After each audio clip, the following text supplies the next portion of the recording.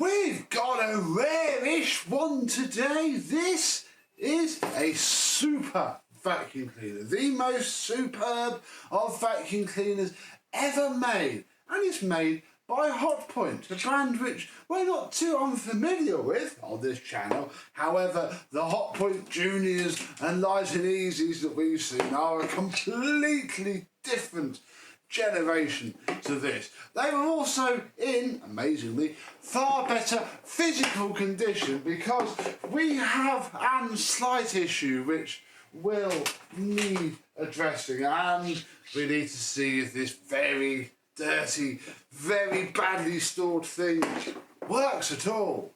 Let's have a look.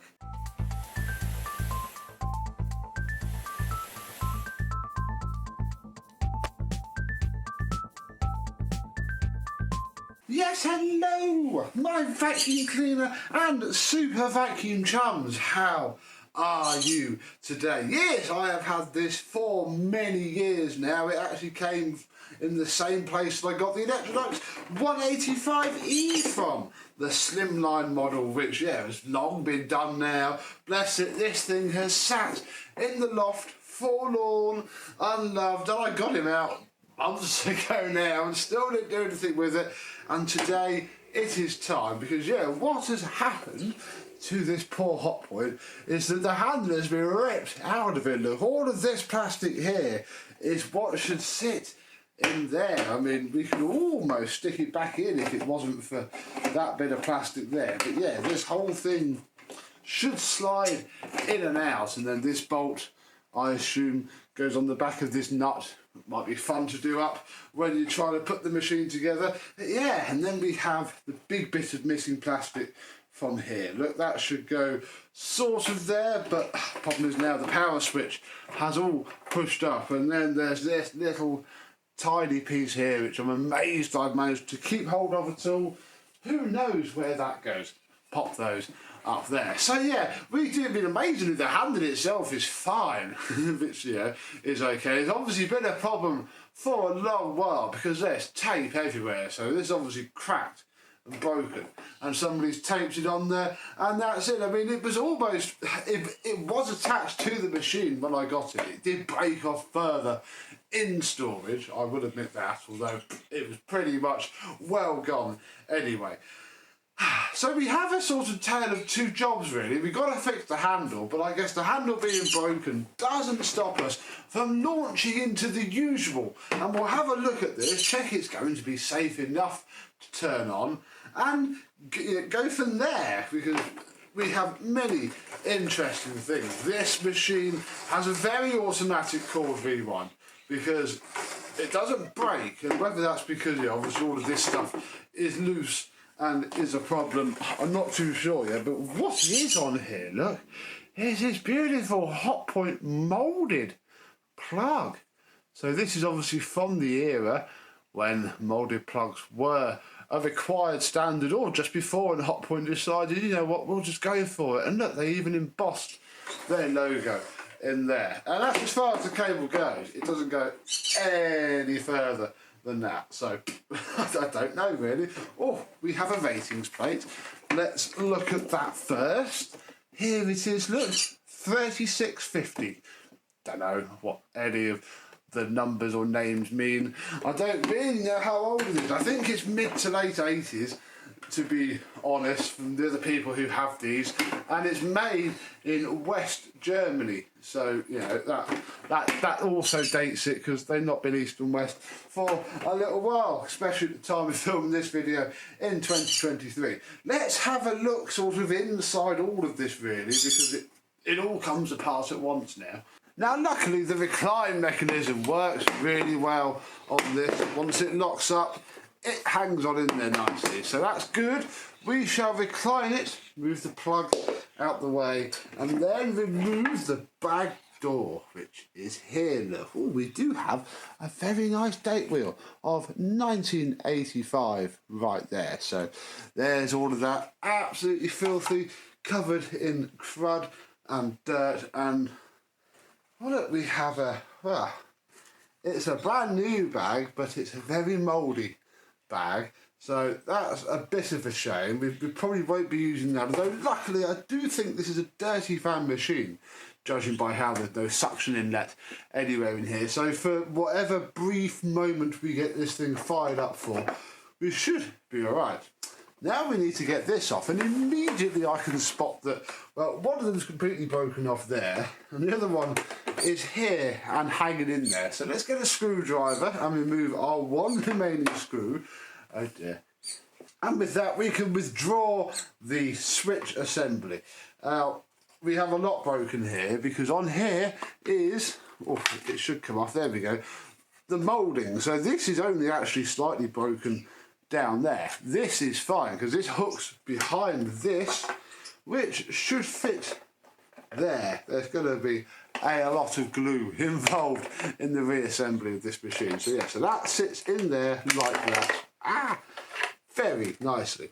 Now, there's no sign of a cable break on this side, so I can only guess it's somewhere down here, or it's all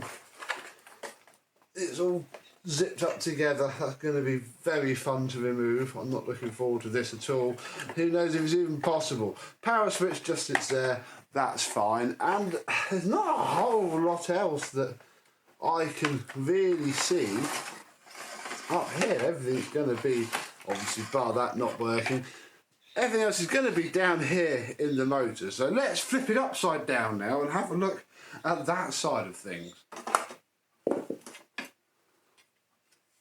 Ew, how delightful. So we have an ex-dog vacuum cleaner. Oh, this thing has seen a very rough time. The brush roll, whilst it might seem pretty good, is very, very soft indeed. Oh dear. And while the belt seems to be turning quite well, I cannot actually tell that the belt spindle is on the edge of the motor. So we'll take this off, and little foam steel insert has fallen out. We don't care about that.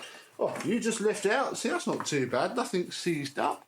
There's our brush roll. That spins nicely. Beater bar there, and no, oh dear, the motor is fully and completely seized up, which is gonna be a pain really. And this is where the tools go. I'm a little worried about that because I can feel in here, and this is the fan, hence why I know it's a dirty fan. And again, the fan, oh actually, no, the fan spins. Does the belt spindle spin as the fan spins? Oh, it does. Oh, that's not locked up. Oh, I just freed it with my fingers. Ooh. Let's pop the belt back on, which is completely trashed and no good at all, but it's a little bit stretchy. Yeah, the belt's not turning the motor at all, but I think the motor itself is going to turn. So we're going to call that fine. We're going to pop that, whichever way round it went, that way? Yeah, that way.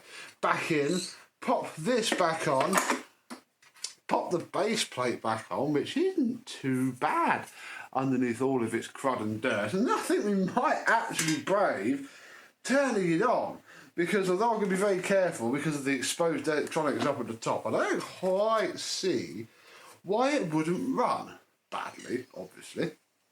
I've also found the cable brake. It's going to be quite difficult to see, but it's here on the side of the flex. And how I think it's supposed to work is it gets pushed down. Yes, there we go.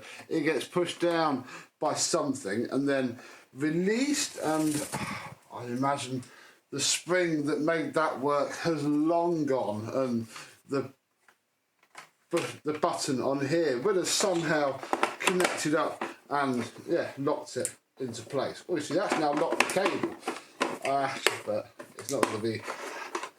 There we go. Yeah, as soon as I push it down, it tries to lock the cable, but I think that's probably going to be one thing. Oh. The whole thing's come off now. Where's that? Okay, yeah, there we go. Yeah, look, there was supposed to be a spring through there, so we may work out how, oh, there we go. More broken plastic. Yeah, the whole thing comes out, so we may fix it. I don't know. I very much doubt it. Oh, that's a shame.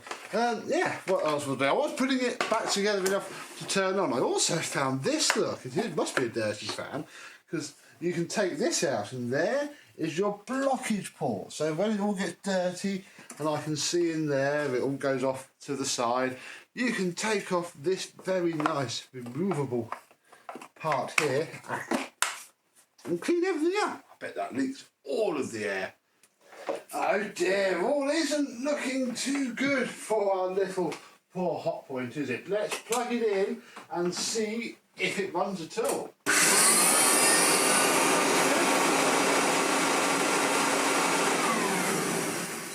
That's very promising.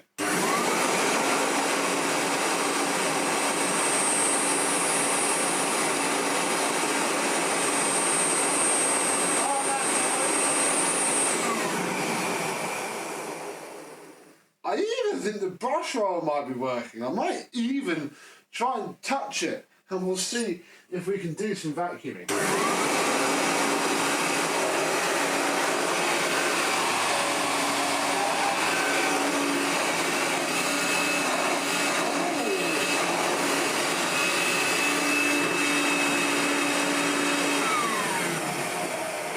I can smell that poor belt burning and burning and burning, but I've got some quite good airflow for 450 watt dirty fan machine. Ooh, that's pretty good. I don't know, it's all going to depend on how easily, or well, if at all, I can take this cord rewind spring out, because in order to do an okay repair, I think we've got enough plastic. I've got to get behind it to put this bit back in and then reinforce the living heck out of it. And then this should just slot back on, bolt up, and I think, bar the terrible brush roll, might be pretty good indeed. So what do you think, folks? Have you seen or used one of these before? Are they any good, or should we not be bothering at all? And hey, I guess comment down below, do you think you'll see this again? Because I mean, if it can't be fixed, the motor runs, it's got brush roll, it's got a good handle, it's probably good. Oh, that's a nice sound. It's probably going to be pretty good for spares, even if we cannot make a working vacuuming cleaner out of it once more. But you never know, we've done more miracles on this channel before, so let me know your thoughts down below. But until the next time, I, and maybe this horrifying Hotpoint, will see you soon. Happy vacuuming!